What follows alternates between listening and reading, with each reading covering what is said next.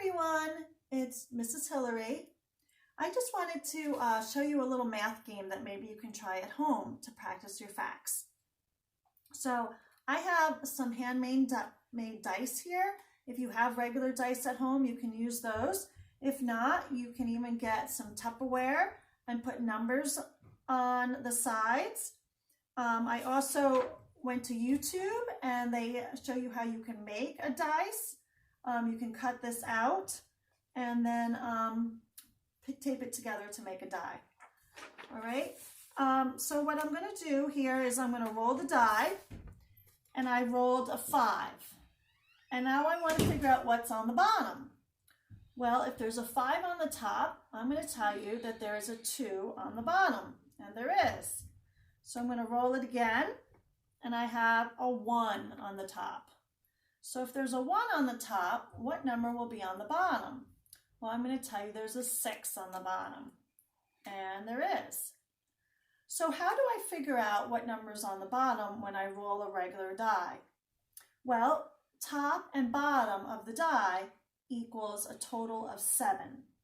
So I'm thinking about this as my number bond. I have a total of 7 in the whole. And I'm trying to think about what my parts are to make 7. So we have our rainbow of our different parts of 7. And that's what we're going to be thinking about when we roll the die. So say I roll a 4. I'm basically putting the 4 in the part. And I'm thinking 4 and how many more make 7? Or I can think of 7 take away 4. So that should be a 3. So if I turn it over, there will be a 3 as the other part. So we can roll it one more time, and we got a 2. A 2 would be in the part.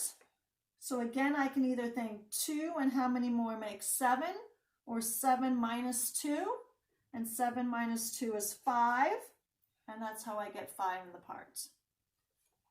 So that's how you would use a regular die to figure out what number's on the bottom. If you want, you can, make your total to be any number you want.